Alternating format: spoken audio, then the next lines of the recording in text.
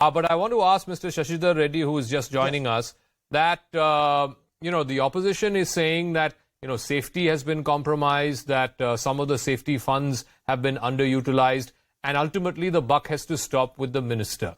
They are giving the examples of Mamata Banerjee resigning, of Nitish Kumar resigning. In fact, I think Mamata Banerjee was minister in your government. The NDA government won when she resigned after a train accident. And Nitish Kumar also resigned after a train accident. So why shouldn't the same precedent apply to the current railway minister, Mr. Ashwini Vaishnav?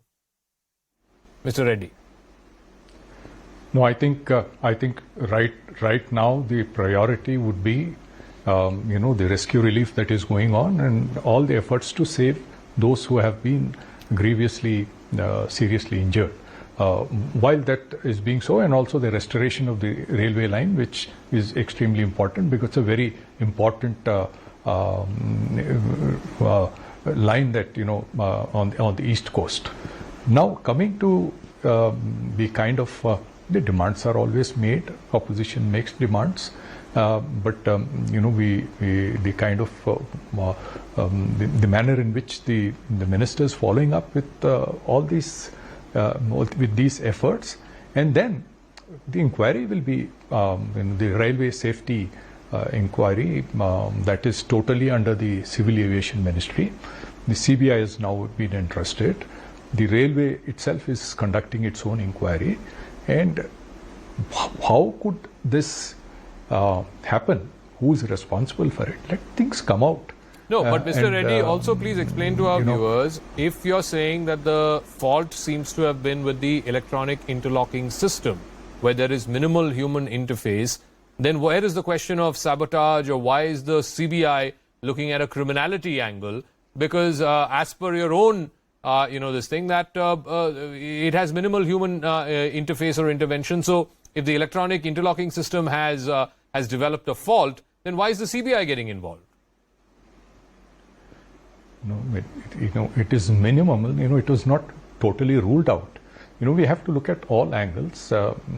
This is something that has been even suggested by some opposition leaders of some kind of sabotage kind of possibility. So let us just be patient. Let these things settle down. Let the first things be done first.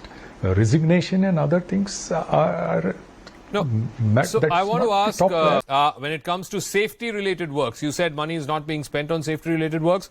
Expenditure on safety-related works between 2004 and 2014 was 70,000 crores. There's been a 2.5x jump to 1,78,000 crores between 2014 and 2022. This is the data that's been put out by the Indian Railways. If you purely go by figures, there is a factor of inflation as well. Numbers will only go higher.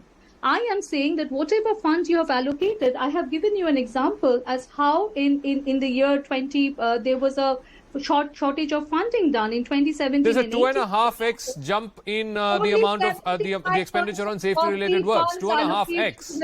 Were being actually spent. No, there is a 2.5x jump in the money that's been spent on safety-related work. But anyway, let the BJP spokesperson respond. Let Mr. Reddy respond to your question on the Kavach anti-collision system.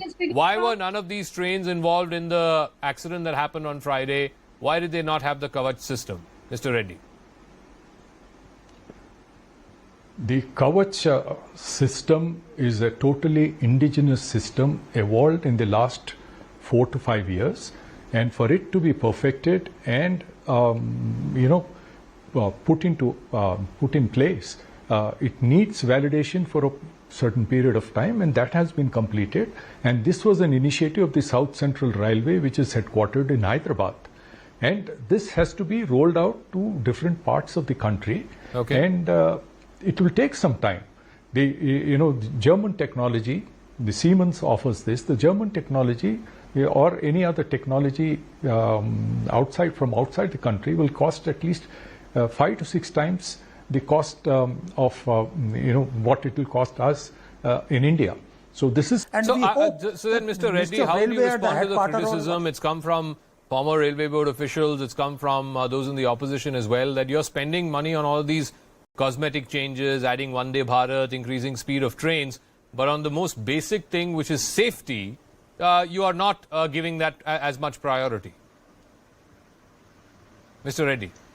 I think just a while ago you mentioned about the kind of money that was spent on various measures to improve. Also reeled out figures on how the number of accidents have come down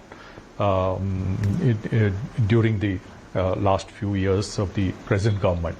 Now, without getting into more details on this, I think when I managed disasters in the country as the vice chairman of the NDMA, one thing that we always must remember that every disaster should serve as an opportunity to learn from it.